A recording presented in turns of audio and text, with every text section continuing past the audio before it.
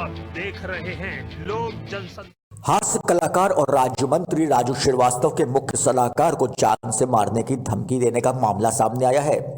सोमवार रात पाकिस्तान के एक नंबर से मुख्य सलाहकार अजीत सक्सेना को यह धमकी दी गई है। अजीत सक्सेना के व्हाट्सएप कॉल पर हास्य कलाकार राजू श्रीवास्तव को भी जान से मारने की धमकी दी गई है। बताया जाता है कि राजू श्रीवास्तव और उनके बच्चों को कमलेश तिवारी की तरह ही जान से मारने की बात कही गई है। कई दिनों से पिछले 28 जुलाई 2019 को भी मेरे घर पे हमला किया गया था, जिसकी पूरी एफआईआर मैंने दर्ज कराई थी। तब से ये वाकया चल रहा है और कल ऐसे ही घटना हुई। कल रात को 8:36 पे पाकिस्तान से फ़ोन आया। उन्होंने कहा कि ये जो तुम सब कर रहे हो ये सब बंद कर दो, नहीं तुम्हारे परिवार को जान से मार देंगे। जब मैंने कहा भाई क्या बात हो गई है, तो उन्होंने कहा कि राजू श्रीवास्तव से भी ये बात बता देना कि जो वो पाकिस्तान के लिए और दाऊद के लिए जो गलत सलत बोलते हैं, कमेंट करते हैं, अपने आप में सुधर जाएं, नहीं जिस तरीके से कमलेश तिवारी लखनऊ वालों का हाल हुआ है उसी तरीके से तुम लोगों के सर कलम कर देंगे। ये हमारे पास व्हाट्सअप कॉल थी, जिसके हमारे पास वो है पूरा स्क्रीनशॉट वगैरह, जो थाने में मैंने दे दिए सारे सबूत। देश के कलाकारों को एक बार फिर से धमकाने की पाकिस्तान ने नापाक हरकत की है। इस बार हास्य कलाकार राजू श्रीवास्तव और राज्य मंत्री तथा उत्तर प्रदेश फिल्म विकास परिषद के अध्यक्ष को पाकिस्तान से एक व्हाट्सएप कॉल के जरिए जान से मारने की धमकी दी गई है। उनके मुख्य सलाहकार अजीत सक्सेना को भी जान से मारने की ये धमकी दी गई है, जिस पर अजीत सक्सेना ने बर्रा थाने में आज मामला दर्ज करवाया है, शिकायत दी है। आपको बताते चले कि आज से 7 साल पहले भी राजू श्रीवास्तव जी को पाकिस्तान से ये धमकी दी गई थी कि उनको जान से मार दिया जाएगा, और इस बार राजू श्रीवास्तव के साथ उनके बच्चों को भी मारने की धमकी दी गई है। लखनऊ के कमलेश तिवारी हत्याकांड के तर्ज पर यह धमकी दी गई है। इस बाबत राजू श्रीवास्तव ने अपना एक वीडियो जारी किया है, वो हम आपको दिखाते हैं, जिसमें उन्होंने कहा है कि वो डरने वाले नहीं हैं और पाकिस्तान की नापाक गतिविधियों का वो अपने कॉमेडियन अंदाज में लगातार मुंहतोड़ जवाब देते रहेंगे। जब भी भारत देश पे कोई हमला करता है, आक्रमण करता है, चाहे चाइना या पाकिस्तान, तो आपकी तरह मैं भी गुस्से में आ जाता हूँ, आक्रोशित हो जाता हूँ और मेरा गुस्सा सारा मेरी कॉमेडी में निकलता है। इस तरह से मैं दुश्मनों को अपनी कॉमेडी के जरिए लताड़ता हूँ, उनको गालियां देता हूँ। देखिए, हर हिंदुस्तानी का फर्ज है कि अपने देश के साथ खड़ा हो, अपनी भारतीय सेना को सहयोग करे, अपनी अपनी क्षमता अनुसार, अपनी अपनी ताकत के हिसाब से। कवि हो, कलाकार हो, किसी के पास कलम की ताकत है, पत्रकार अपना काम करते हैं, मेरे पास तो यही हथियार है।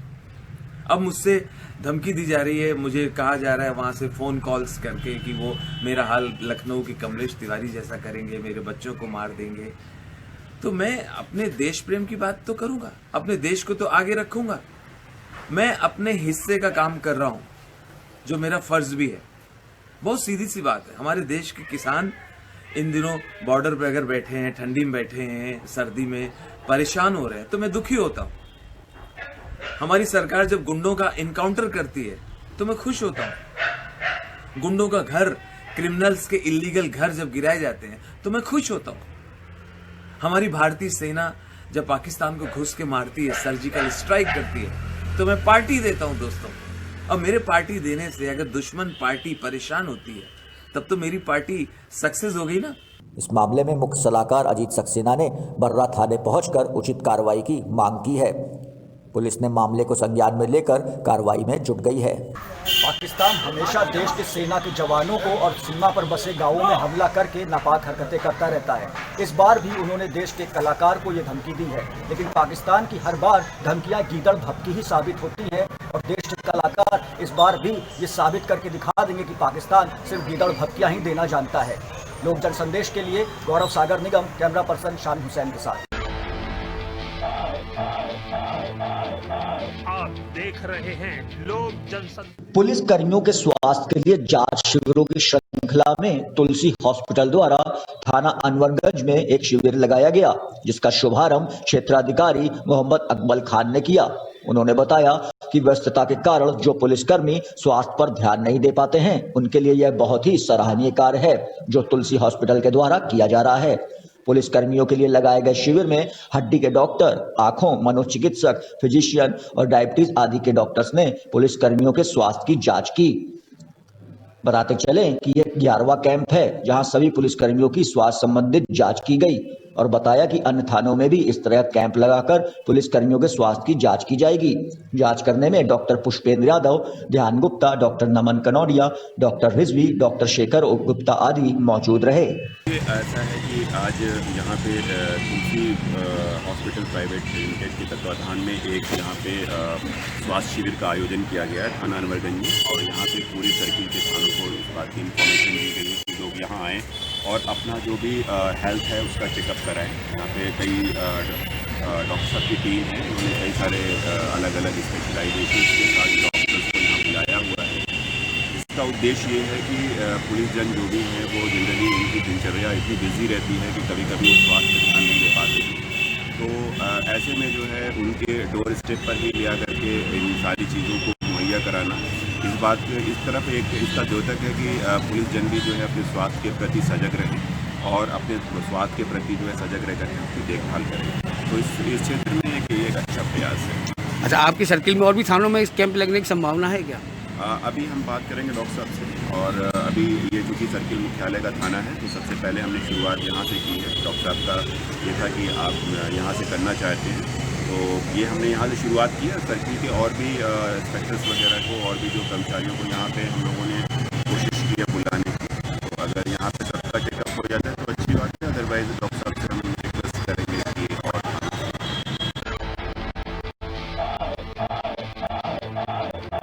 आप देख रहे हैं लोक जनशक्ति। कानपुर में दबंगों में पुलिस का कोई खौफ नहीं दिखाई देता। ताजा मामला दो भाइयों का है जिन्होंने दबंगई और वर्चस्व कायम करने के लिए एक दुकान में घुसकर दुकानदार से मारपीट की है। ये मामला थाना बाबूपुरवा के झकरकटी बस अड्डे का है, जहां आशु यादव और दिलीप यादव दोनों भाइयों ने क्षेत्र में ही दहशत फैलाने के लिए एक दुकान में घुसकर मारपीट की है। मारपीट की यह घटना सीसीटीवी कैमरे में कैद हो गई है। सूचना पर पहुंची पुलिस आरोपियों की तलाश में जुटी है। क्षेत्रीय लोगों के अनुसार आशु यादव और दिलीप यादव आए दिन क्षेत्र में दहशत फैलाने के लिए लोगों के साथ मारपीट की घटना को अंजाम देते रहते हैं। इसमें थाने पे इसमें तहरीर प्राप्त हुई थी और इसमें जो दो अभियुक्त हैं आशु यादव और दिलीप यादव, इन पे आरोप लगाया था कि इन्होंने उनकी दुकान में आगे मारपीट की। इसके संबंध में हमें सीसीटीवी फुटेज भी मिली है। उन पे संगत धाराओं में मुकदमा दर्ज कर लिया गया है और हम आगे की कार्रवाई कर रहे हैं। अभी इन्होंने बताया है कि बस को भरने से लेकर कोई विवाद था इनका, और बाकी हम डिटेल में पूछताछ कर रहे हैं कि क्या कारण था मेन जो इनकी आपस में लड़ाई। आप देख रहे हैं लोक जनशक्ति। शहर में भूमाफियाओं के हौसले इस कदर बुलंद हैं कि वे हाई टेंशन लाइन के नीचे ही अवैध कब्जा करा रहे हैं। इस मामले में पीड़ित ने सत्ता पक्ष के एक पार्षद पर अराजी पर अवैध रूप से कब्जा करने का आरोप लगाया है। पीड़ित द्वारा सिविल न्यायालय से पारित स्टे आदेश बर्रा पुलिस को दिखाने पर भी पुलिस ने काम नहीं रुकवाया है। पीड़ित की अराजी संख्या 623 को दबंग भूमाफिया अराजी संख्या 635 बताकर अपना निर्माण कार्य कराने में जुटा है। इस मामले में पीड़ित का पहले से ही कानपुर विकास प्राधिकरण सिविल न्यायालय में मुकदमा भी चल रहा है। ये पूरा मामला बर्रा थाना क्षेत्र के रामगोपाल चौराहे का है। आप देख रहे हैं लोक जनशक्ति। न्यू भाऊपुर जंक्शन से डेडिकेटेड फ्रेट कॉरिडोर का प्रधानमंत्री नरेंद्र मोदी ने शुभारंभ कर दिया है। न्यू भाऊपुर से न्यू खुर्जा तक मालवाहक रेलगाड़ियों का शुभारंभ किया गया। इस मौके पर सांसद सत्यदेव पचौरी, देवेंद्र सिंह भोले, विधायक प्रतिभा शुक्ला, निर्मला संखवार आदि मौजूद रहे। कार्यक्रम में जनपद के जिलाधिकारी डॉक्टर दिनेश चंद और पुलिस अधीक्षक केशव कुमार चौधरी भी शामिल हुए। अकबरपुर लोकसभा सांसद देवेंद्र सिंह भोले ने प्रेस वार्ता के दौरान बताया कि भाऊपुर से खुर्जा तक 351 किलोमीटर का यह रेलवे दोहरीकरण से किसानों को खासा लाभ पहुंचेगा। उन्होंने बताया कि इस कॉरिडोर से किसानों, व्यापारियों, उद्योगपतियों को लाभ पहुंचेगा। उनको माल लाने व ले जाने में यह रेलवे लाइन दोहरीकरण वरदान साबित होगा। भाऊपुर से खुर्जा तक 351 किलोमीटर डेलीगेटेड कार्यों के द्वारा जो दोहरीकरण हुआ है, इससे यहाँ के किसानों को, व्यापारियों को, उद्योगों को तो लाभ मिलेगा ही, लेकिन जो हमारे कच्चा माल था और जो उद्योगों में बनने वाले और भी जो उत्पाद थे उनको लाने और ले जाने में कीमत अधिक लगती थी और क्वालिटी भी कहीं कहीं से खराब होती थी। वह भी इससे आज के उद्घाटन से लाभ मिलेगा। इसलिए मैं तो माननीय भारत के यशस्वी प्रधानमंत्री माननीय नरेंद्र मोदी जी दुनिया के सबसे बड़े लोकप्रिय नेता है, उनका बहुत बहुत वंदन करता हूँ, अभिनंदन करता हूँ कि बड़ी सौगात उन्होंने अकबरपुर लोकसभा के लोगों को दी। ये मैं कहता हूँ, ये क्रांतिकारी कदम है। क्यों नहीं क्रांतिकारी कदम? पैसेंजर ट्रेन को भी सहूलियत मिलेगी। जैसे कि इतना लोड था, 3 मिनट पे एक गाड़ी का वो करता था हिसाब, तो उससे यात्रियों को भी असुविधा होती थी और भी गाड़ियां भी बढ़ेंगी, आवागमन और दुरुस्त होगा। मैं समझता हूँ हर तरीके से लाभ मिलेगा।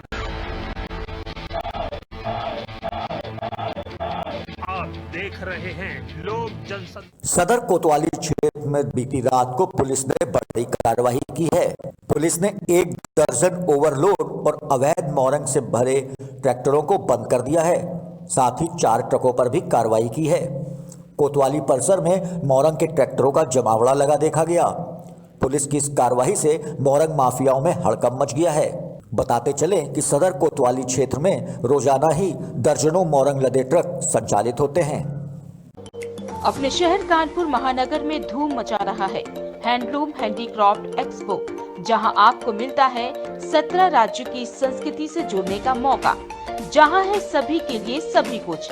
बनारसी, कलकत्ता, तमिलनाडु, बिहार, भागलपुर की मशहूर साड़ियाँ, जयपुर की मखमली बेडशीट व रजाइयाँ, पंजाब फुलकारी, उत्तराखंड की सदरी, हिमाचल की मशहूर कैप, खुर्जा की मशहूर क्रॉकरी और एंटिक और डिजाइनर फर्नीचर व भदोई के luxury carpet, Assam bamboo, Kashmir की काजू बादाम और जड़ी बूटी सब एक ही छत के नीचे बेहद ही सस्ती दरों पर। अब जनता की विशेष मांग पर 18 जनवरी तक तो जल्दी आए और लाभ उठाएं। ब्रजेश स्वरूप पार्क, लॉन नंबर 2। आप देख रहे हैं लोक जनशक्ति। सरीला नगर में लगभग 1 महीने से पीने के पानी की भीषण समस्या बनी हुई है। नगर के लोग पानी के लिए तरस रहे हैं और अधिकारियों को अपनी समस्या से अवगत भी करा रहे हैं, लेकिन लोगों की समस्या को कोई भी अधिकारी गंभीरता से नहीं ले रहा है। इसी के चलते लोगों ने नगर अध्यक्ष शेफाली सिंह को अपनी पानी की समस्या से अवगत कराया, तो शेफाली सिंह सरीला नगर के वार्ड नंबर 8 में जा पहुंची, जहां पर लोगों की भारी भीड़ उमड़ पड़ी और लोगों ने नगर अध्यक्ष को पानी की समस्या बताई और बताया कि जल संस्थान द्वारा पानी नहीं दिया जा रहा है। ये सुनने पर शेफाली सिंह ने मौके पर ही जल संस्थान के जेई से मोबाइल पर बात की और चेतावनी दी कि नगर में इतने समय से पानी की समस्या बनी हुई है और आप कुछ नहीं कर रहे हैं, जल्द ही नगर में रहकर ही समस्या को ठीक करें। शेफाली सिंह ने विभाग के कल्लू ठेकेदार को फटकार लगाते हुए कहा कि अपना काम ईमानदारी और सही तरीके से करें तथा विभाग के जलापूर्ति कर्मचारी को ठीक समय पर और पर्याप्त पानी छोड़ने के लिए कहा। हम गए थे डीएम से मिलने के लिए पर मिल नहीं पाए। यहाँ पानी की बहुत ही मुसीबत है। अब आप ये सोच सकते हो कि अभी ठंड में पानी की कमी है तो गर्मियों में क्या होगा, हैरान हो जाएगी, बहुत मुश्किल हो जाएगी। तो इसका इंतजाम हमको अभी करना है इसी वक्त। तो हम बांदा भी फोन करेंगे, डीएम से भी मिलेंगे और इसका हम पूरी कोशिश करेंगे कि पानी बुंदेलखंड में या सरीला में तो आए। जी यहाँ के अधिकारी माफ करिए, ये मैं नहीं कहना चाहती हूँ, बट मैं बोलूंगी कि यहाँ के अधिकारी कुछ काम नहीं कर रहे। आप देख रहे हैं लोक जनशक्ति। 3 तलाक बिल पास होने के बावजूद तलाक के मामले रुकने का नाम नहीं ले रहे हैं। ताजा मामला सीतापुर थाना तंबौर के मोहल्ला शेखन टोला का है, जहां विवाहिता के साथ 3 तलाक का मामला सामने आया है। पीड़ित महिला द्वारा दी गई तहरीर के आधार पर पुलिस ने मुकदमा दर्ज कर जांच शुरू कर दी है। पीड़ित महिला एक बच्चे की मां भी है। तंबौर थाना क्षेत्र के शेखन टोला की रहने वाली महिला ने थाने में तहरीर देते हुए बताया कि उसका पति इश्तियाक और उसके परिवार के लोग आए दिन प्रताड़ित करते थे। जब उसने इसका विरोध किया तो बीते दिनों उसके शौहर ने उसके साथ मारपीट करते हुए 3 तलाक दे दिया। पीड़ित महिला के पिता ने बताया कि 3 साल पहले बेटी की शादी तंबौर थाना अंतर्गत अहमदाबाद गंज निवासी के साथ हुई थी। शादी के बाद से ही उसके ससुराल वाले आए दिन परेशान कर रहे थे। बीते दिनों हुई मारपीट की जानकारी होने के बाद उसकी मां और बहन भी पहुंची तो उनके साथ भी मारपीट की गई। महिला के प्रार्थना पत्र के आधार पर पुलिस ने पति के खिलाफ मुकदमा दर्ज कर लिया है। 50,000 रुपया मांगा था और गाड़ी मांगा था। हम गरीब हैं, हम कहाँ से नहीं लेके रात दिन मारे पीटे भगावे और तो पहले उड़िया के हम छोड़ दिन लात हम बहुत मारेंगे तने उनाई मारेंगे बहुत तगड़ा मारेंगे आग लगाएंगे हमरे लौड़िया के और तो भगाए देंगे रास्ते भगाए जब हम कैसे हम पहुंचे हम तो कहीं ना कतल हो गए हम गए घर में घुस गए कहीं ना जाने का रहे बता के दिए खान दे। तो इस मामले की पूरी जानकारी क्या थाने में दी गई? तो थाने की तरफ से क्या कार्रवाई की गई अभी तक? अभी कुछ नहीं बाबा 50,000 रुपये मांगते हैं, गाड़ी मांगते हैं, हमारे अब बूढ़े कहाँ देते हैं तो जो है बहुत बिल्ला में कहा लाए कर दो हमारे घर से अपने घर से लाए कर दूंगा उनके अब कहाँ पाए दूंगा तो एक मारी पीछे में बेल्टन से मारी पकड़न से मारी तो ना बोले था और जो जब मारे लगे तो हमारी सास लोग कोई ना आया हमें बचावे हाँ तक जब मार गए तब हमें बचावे आपको तलाक दिया गया है इसकी जानकारी आप थाने में दी है क्या? हाँ दिया गया है। आप क्या चाहती हैं?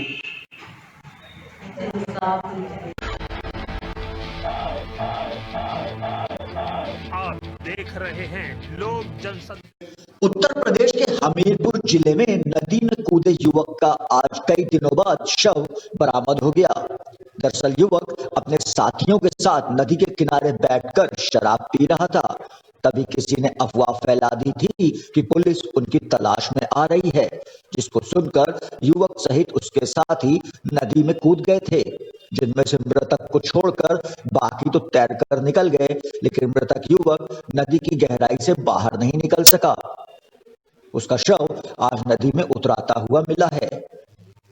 यह मामला मुस्कुरा थाना क्षेत्र के शिवनी डेरा का है, जहां पर गांव के बगल से निकलने वाली बरवा नदी के किनारे बैठकर मृतक अपने साथियों के साथ शराब पी रहा था और पुलिस के आने की अफवाह से घबराए युवक हरि सिंह सहित उसके साथी नदी में कूद गए, जिसमें हरि सिंह नदी से बाहर नहीं निकल सका और उसकी डूबने से मौत हो गई। काफी खोजबीन के बाद कई दिनों बाद आज उसका नदी में शव बरामद हुआ है। पुलिस ने युवक के शव को कब्जे में लेकर पोस्टमार्टम के लिए भेज दिया है। बाबू निसार, ख्याली निसार, धीरन पाल और हरि सिंह, किसी ने उसी में से चारों लोग में से किसी ने कहा आगे पुलिस आ गई, किसी ने डरन की मारी जी नदी में कूद गए और लोग तो निकल गए जी, निकल नहीं पाए। कौन नहीं निकल पाए? हरि सिंह। आप कौन थे? भाई। क्या करते थे? पल्लेदारी सर करते थे। कितने देर बाद आपको बॉडी मिली है? चौथी दिन बाद। कब की घटना है? बुधवार शाम 6 बजे। घर में कौन कौन है? हमारी मम्मी है, पापा नहीं है, 2 हमारे भाई। क्या इसकी हरि सिंह की शादी? 2 बच्चे हैं सर, उसकी घरवाली पहले खत्म हो गई थी 3-4 साल। आप देख रहे हैं लोक जनशक्ति। सुर्खियों में रहने वाले इटकौली ग्राम सभा के लेखपाल के खिलाफ ग्रामीणों ने मोर्चा खोल दिया है। सदर तहसील के लेखपाल योगेंद्र श्रीवास्तव की पूर्व में हरिहर ईशापुर गांव में तैनाती थी।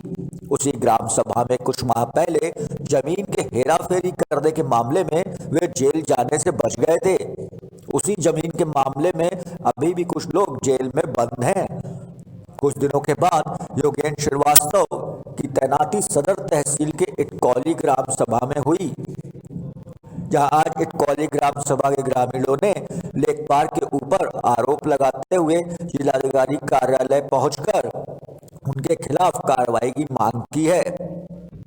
ग्रामीणों ने आरोप लगाया कि लेखपाल योगेंद्र श्रीवास्तव सरकार की महत्वाकांक्षी योजना घरौनी व विरासत अभियान में अवैध वसूली कर रहे हैं। साथ ही कब्रिस्तान की जमीन पर दबंगों द्वारा कब्जा कराने में भी उनकी भूमिका रही है। लेखपाल के खिलाफ कार्रवाई की मांग को लेकर ग्रामीणों ने जिलाधिकारी रवीश गुप्ता को ज्ञापन सौंपा है। इसलिए आए हैं कि योगेंद्र श्रीवास्तव हमारे यहाँ लेखपाल हैं, वो विरासत के नाम पर, सामूहिक कब्रिस्तान कब्जा कराने के नाम पर, घरौनी के नाम पर लोगों से पैसा ले लेकर अवैध निर्माण करवा रहे हैं, घूस ले रहे हैं, हद से ज़्यादा अत्याचार कर रहे हैं। सामूहिक कब्रिस्तान को कब्जा करवा दिया उन्होंने, 13 बिस्सा ज़मीन, 1-2 बिस्सा नहीं, और इस तरह के कई उन्होंने घिनौना काम किया है। इसीलिए हमने डीएम साहब को विज्ञापन दिया है, उस पर तत्काल कार्रवाई की जाए। इस गांव का मामला है, ये गांव देखिए, घरौनी भारत सरकार का एक बहुत ही अच्छा स्कीम है ये। उसमें ड्रोन सर्वे के बेसिस पर गांव में आबादी एरिया को उसमें करके एक खतौनी की तरह घरौनी भी देने के लिए, एंड इसमें बहुत ही लाभदायक योजना है। ऐसी कोई स्पेसिफिक शिकायतें हैं तो क्योंकि प्रदेश भर के लिए हम लोग देख रहे हैं, ये बहुत ही सफलतापूर्वक हर ज़िले में इसको किया गया है। अगर यहाँ कोई स्पेसिफिक कंप्लेंट है तो जिलाधिकारी के संज्ञान में लाई, ज़रूर उसका एक्शन लेंगे, लेकिन ये स्कीम बहुत ही आप देख रहे हैं लोक जनशक्ति। उत्तर प्रदेश पुलिस के कारनामों के चलते उन पर आए दिन सवालिया निशान लगते नजर आते हैं। इसके बावजूद भी भ्रष्टाचार के दलदल में फंसे पुलिसकर्मी अपनी आदत से बाज नहीं आते, जिसके चलते अपराधियों के हौसले तो बुलंद हो जाते हैं और पीड़ितों के हौसले पस्त हो जाते हैं। ऐसा ही एक मामला जनपद मैनपुरी के करहल थाना क्षेत्र के ग्राम कंचनपुर में सामने आया है, जहां एक पिता ने आरोप लगाया कि गांव के ही राजू यादव ने खेत में ले जाकर उसके बेटे की हत्या कर दी। राजू यादव की पुत्री से बेटे के प्रेम संबंध थे, जिसके चलते राजू ने उसके बेटे की गोली मारकर हत्या कर दी। इसकी सूचना पुलिस को भी दी गई। पुलिस ने शव का पोस्टमार्टम कराया, लेकिन नामजद तहरीर देने के बावजूद भी पुलिस ने आरोपी राजू यादव को 1 दिन हिरासत में रखने के बाद लेन देन कर छोड़ दिया। पीड़ित ने आरोप लगाया है कि उसके ही बच्चियों को करहल पुलिस धमका रही है, जिससे पूरा परिवार काफी भयभीत है। वहीं स्थानीय पुलिस मृतक की हत्या को आत्महत्या मान रही है। मृतक के हत्यारों की गिरफ्तारी को लेकर पूरा परिवार मायूस हो गया है। देखना यह होगा कि मैनपुरी पुलिस पीड़ित को न्याय दे पाती है या नहीं। हमारे बच्चे की घटना हो गई, हम उनसे आए घर पे तो हम खेतों पे गए। खेतों पे जब पहुंचा हमने डरा देखा, उनसे उठ के आया जी पुलिस द्वारा। पुलिस लेके आई थाने में आए थे, सूचना दी।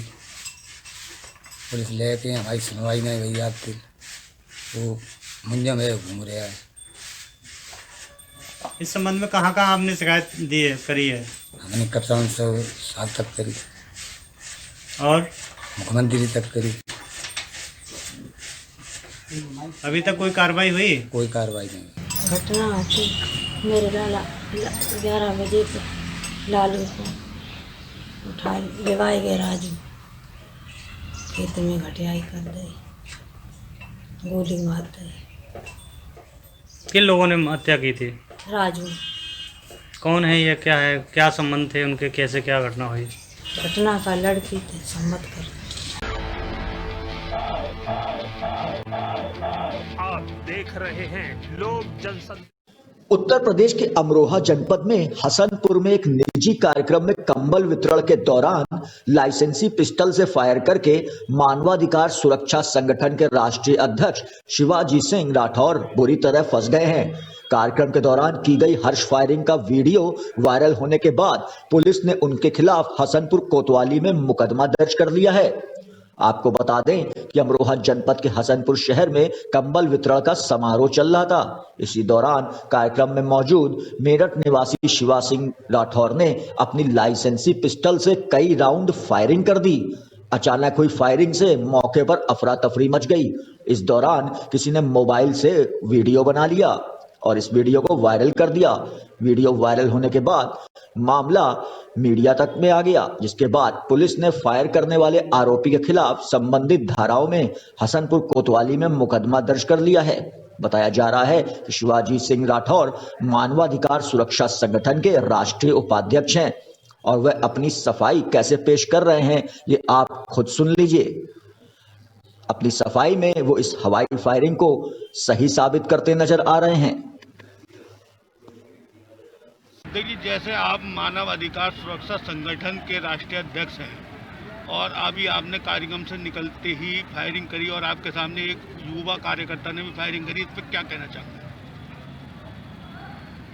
देखो, ये शासन प्रशासन का ऐसा कोई आदेश नहीं है कि हर्ष फायर किया जाए, क्योंकि उस पर लगाम, हम भी सब इंस्पेक्टर के नाते हमें भी आदेश थे कि हर्ष फायर रोकी जाए।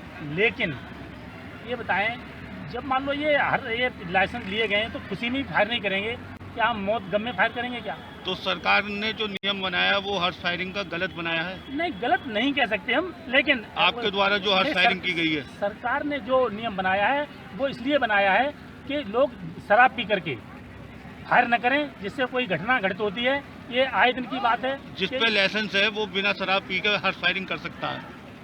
कर नहीं सकता, और कर तो सकता ही है, और क्या करेगा ऐसा नहीं करेगा, तो आप ये बताएं। तो ये जो हर्ष फायरिंग हुई है आपकी निगाह में सही है? हमारी निगाह में सही है, कोई घटना घटित नहीं हुई है और खुशी के रूप में ये और हिलाल जी के लिए ये हर्ष फायर की गई है। ये थाना हसनपुर में एक 336 IPC और 30 आर्म्स एक्ट का मुकदमा पंजीकृत किया गया है, जिसमें से एक व्यक्ति अपने लाइसेंस के असलहे से एक सार्वजनिक समारोह में 3 फायर किया। इस संबंध में अभियोग पंजीकृत कर लिया गया। अपने शहर कानपुर महानगर में धूम मचा रहा है हैंडलूम हैंडीक्राफ्ट एक्सपो, जहां आपको मिलता है 17 राज्यों की संस्कृति से जुड़ने का मौका, जहां है सभी के लिए सभी कुछ।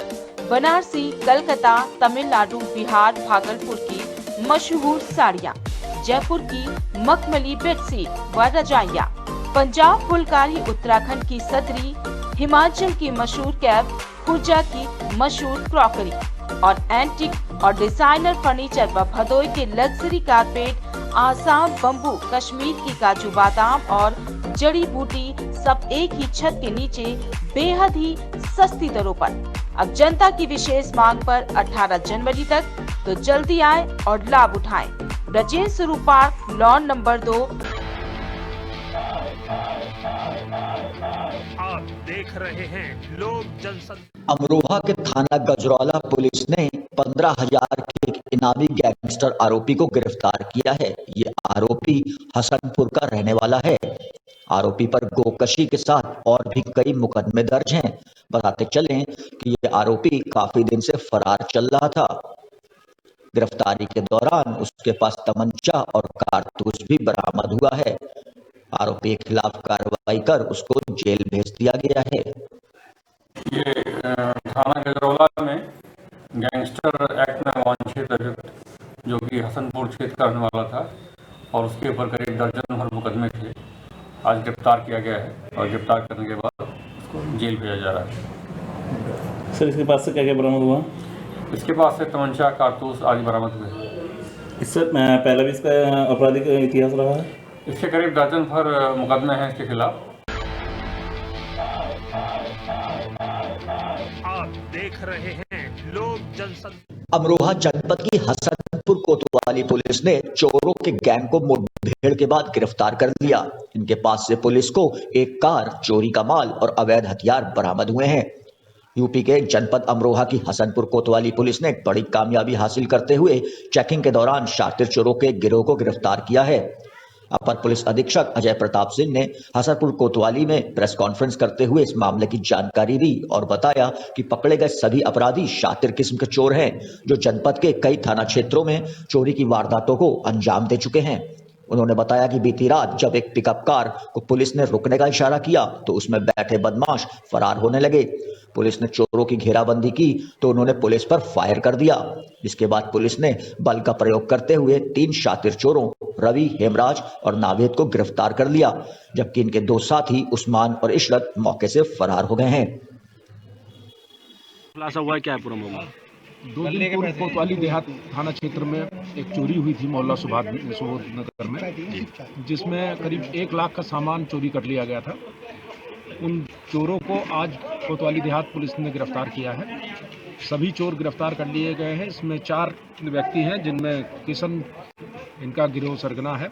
ये इनमें 2 व्यक्ति पूर्व में भी जेल जा चुके हैं। इनसे सभी माल बरामद हो गया है, जिसमें ज्वेलरी है, एक सोने का कड़ा है, चांदी की ज्वेलरी अधिक है, 11 मोबाइल हैं। इनके पास से 2 तमंचे व 1 चाकू भी बरामद हुआ है। सभी को विरुद्ध मुकदमा पंजीकृत करके जेल भेजा जाएगा। सर, पुलिस ने गुड वर्क किया है, उसके लिए क्या सम्मान किया है पुलिस? हाँ, कोतवाली देहात पुलिस को बधाई के पात्र के साथ साथ उनके हौसला अफजाई के लिए इनाम की भी घोषणा।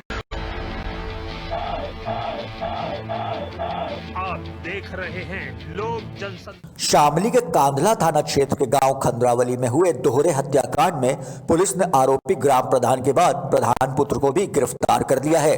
पुलिस ने हत्यारोपी के कब्जे से एक पिस्टल व कारतूस भी बरामद किया है। हत्याकांड में नामजद एक हत्यारोपी अभी भी फरार है, जिसकी तलाश में पुलिस लगातार दबिश दे रही है। दिन दहाड़े हुए इस दोहरे हत्याकांड से गांव में दहशत फैली हुई थी, जिसे लेकर वहां पुलिस व पीएसी बल भी तैनात किया गया है। आपको बता दें, शामली के कांदला थाना क्षेत्र के गांव खंद्रावली में 10 दिन पहले दिन दहाड़े गांव के ही कर्मवीर और राहुल की गोली मारकर हत्या कर दी गई थी। हत्याकांड उस समय हुआ था जब गांव में गन्ना समिति की बैठक चल रही थी। इस दोहरे हत्याकांड में मृतक कर्मवीर के भाई प्रदीप ने ग्राम प्रधान सोमपाल के पुत्र सुधांशु और विक्की के खिलाफ कांदला थाने में मुकदमा दर्ज कराया था। हत्याकांड में नामजद आरोपियों की पुलिस तलाश कर रही थी। कांदला पुलिस ने सूचना के आधार पर दिल्ली शामली रोड में राजवाहे की पुलिया से दोहरे हत्याकांड में नामजद सुधांशु पुत्र ग्राम प्रधान सोमपाल को गिरफ्तार कर लिया। दिनांक 19 दिसंबर 2020 को ग्राम खंद्रावली थाना कांदला में जो गन्ना पर्यवेक्षक की मीटिंग के दौरान घटना घटित हुई थी, जिसमें गोली लगने से उपचार के दौरान 2 व्यक्तियों की मृत्यु हो गई थी। उसी में वादी की तरफ से 3 अभियुक्तों को नामजद करते हुए अभियोग पंजीकृत कराया गया था। और इसी अभियोग में जो मुख्य अभियुक्त है सोमपाल, उसको पूर्व में ही 22 दिसंबर को गिरफ्तार करके जेल भेजा जा चुका है। इसी क्रम में कांदला पुलिस की टीम के द्वारा जो दूसरा अभियुक्त है सुधांशु सनोफ सोमपाल, उसको कल दिनांक 28 दिसंबर को गिरफ्तार कर लिया गया है। और उसके कब्जे से जो घटना में प्रयुक्त अवैध पिस्टल 32 बोर बरामद किया गया। और इसका जो आपराधिक इतिहास है, इस पर पूर्व में 4 अभियोग पंजीकृत हैं।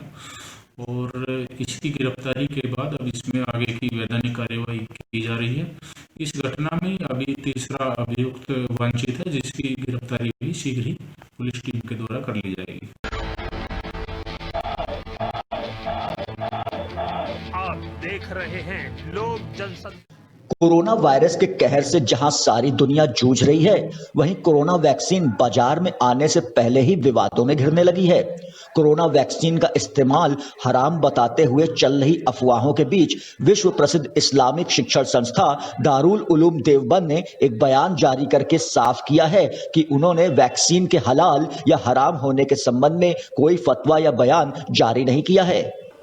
नहीं, दारुल उलूम देवबंद ने इस सिलसिले में आज वजाहती बयान जारी किया है, जिसमें दारुल उलूम देवबंद के मोहतमिम हज़रत मौलाना मुफ्ती अबुल कासिम नोमानी साहब ने वजाहत की है कि इस अंदाज का न कोई बयान जारी किया गया है, न कोई फतवा जारी किया गया है। जो चीज़ हमारे सामने नहीं है, उसके जवाब और अदम जवाब के सिलसिले में क्या कहा जा सकता है। अभी तो वैक्सीन हमारे यहाँ अमूमी तौर पर आई भी नहीं। इस अंदाज के बयानात नहीं देने चाहिए, क्योंकि ज़िंदगी से जुड़ा हुआ मसला है। तो बहुत सोच समझ कर इस सिलसिले में बात करनी चाहिए। जो लोग इस अंदाज के गलत बयानात जारी कर रहे हैं, हम कहेंगे कि उनको रोका जाना चाहिए। नहीं, देखिए, ज़िंदगी से जुड़े हुए मसाइल से इस अंदाज में खिलवाड़ नहीं होना चाहिए, बहुत सोच समझ के बयान देना चाहिए। लेकिन अभी तो हमारे सामने वैक्सीन ही नहीं आई, उसके अज्जाए तरकीबी क्या हैं, उसमें क्या क्या चीज़ें हैं, उसके कंटेंट्स ही नहीं आए, तो क्या कहा जा सकता है उसके सिलसिले में जायज़ या जायज़ या नाजायज़, अभी उससे कुछ भी नहीं बोला जा सकता। आप देख रहे हैं लोक जनशक्ति। मेरठ के किठौर थाना क्षेत्र में पुलिस और गौकशों के बीच हुई मुठभेड़ में एक बदमाश के दोनों पैर में गोली लग गई, जबकि उसके 2 अन्य साथियों को पुलिस ने एक मकान पर छापा मारकर गोमांस और कटान में प्रयुक्त औजारों सहित गिरफ्तार किया है, जिनमें एक महिला भी शामिल है। पुलिस ने बताया कि मुखबिर द्वारा सूचना मिली कि कायस्थ बड्डा में एक मकान में किराए पर रह रहे पप्पल पुत्र इब्राहिम अपने घर में गौकशी कर रहा है। सूचना के मिलने पर पहुंची पुलिस को देखकर 2 गोकश भागने लगे। पुलिस ने दोनों का पीछा किया तो खंडरावली के जंगल में एक बदमाश ने पीछा कर रही पुलिस टीम पर फायरिंग शुरू कर दी। जवाबी फायरिंग में एक बदमाश पप्पल को मुठभेड़ के दौरान दोनों पैरों में गोली लग गई, जबकि उसका एक साथी मौके से फरार हो गया, जिसकी तलाश जारी है। पुलिस को मुठभेड़ स्थल से 2 तमंचे, 3 जिंदा कारतूस, 1 खोखा कारतूस बरामद हुआ है। वहीं पप्पल के मकान से लगभग 25 किलो गोमांस, कटान में प्रयुक्त औजार और कटान में शामिल एक महिला व युवक इमरान को गिरफ्तार किया गया है। घायल बदमाश पप्पल को इलाज के लिए अस्पताल भेज दिया गया है। ये थाना कटोचौथ के ग्राम कायस्थ बड्डा में सुबह गो तस्करी की सूचना थी कि गाय काटी जा रही है। पुलिस ने जल्दबाजी में 3 अभियुक्त गिरफ्तार किए हैं, जिसमें एक महिला भी है। एक गो तस्कर पप्पू है, जिसने पुलिस के ऊपर फायरिंग कर दी। जवाबी फायरिंग में पप्पल घायल हो गया, जिसकी गिरफ्तारी की गई है। और 2 मुलजिम अभी भागे हुए हैं, जिनकी तलाश की जा रही है। शीघ्र ही उनको भी गिरफ्तार किया जाएगा।